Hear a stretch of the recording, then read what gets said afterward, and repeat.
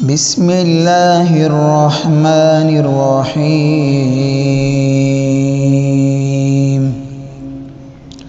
تبارك الذي بيده الملك وهو على كل شيء قدير الذي خلق الموت والحياة ليبلوكم أيكم أحسن عملا وهو العزيز الغفور الذي خلق 7 سماوات طباقا ما ترى في خلق الرحمن من تفاوت فارجع البصر هل ترى من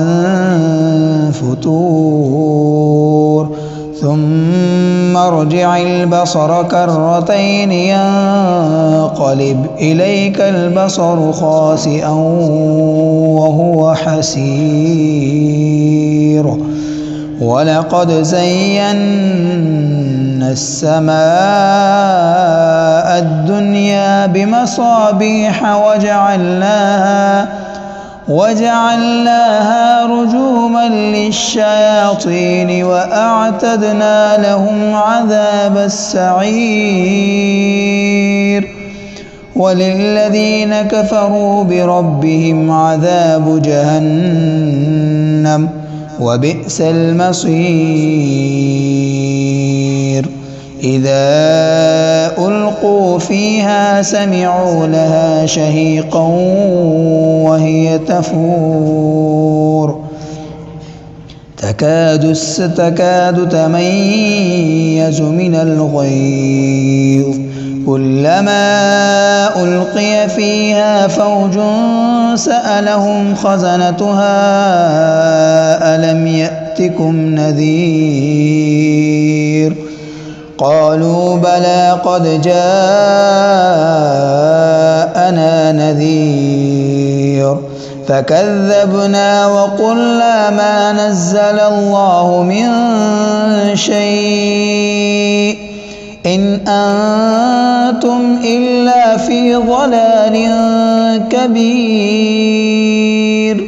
وقالوا لو كنا نسمع أو نعقل ما كنا في أصحاب السعير فاعترفوا بذنبهم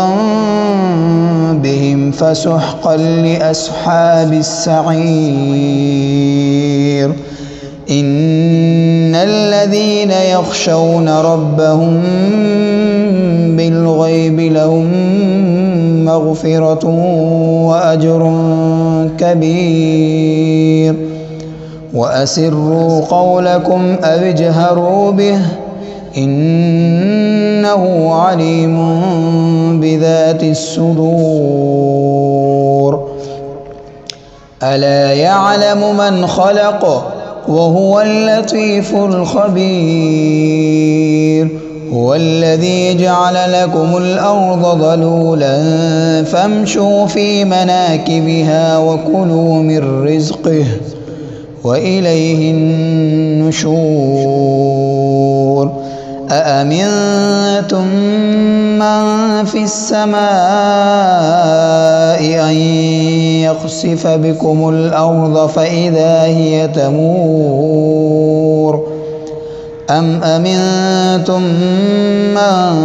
في السماء أن يرسل عليكم حاصبا فستعلمون كيف نذير ولقد كذب الذين من قبلهم فكيف كان نكير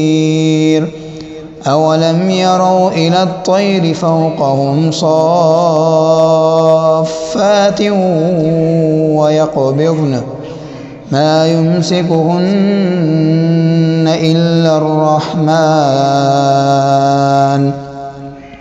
إنه بكل شيء بصير أمن هذا الذي هو جند لكم ينصركم من دون الرحمن إن الكافرون إلا في غرور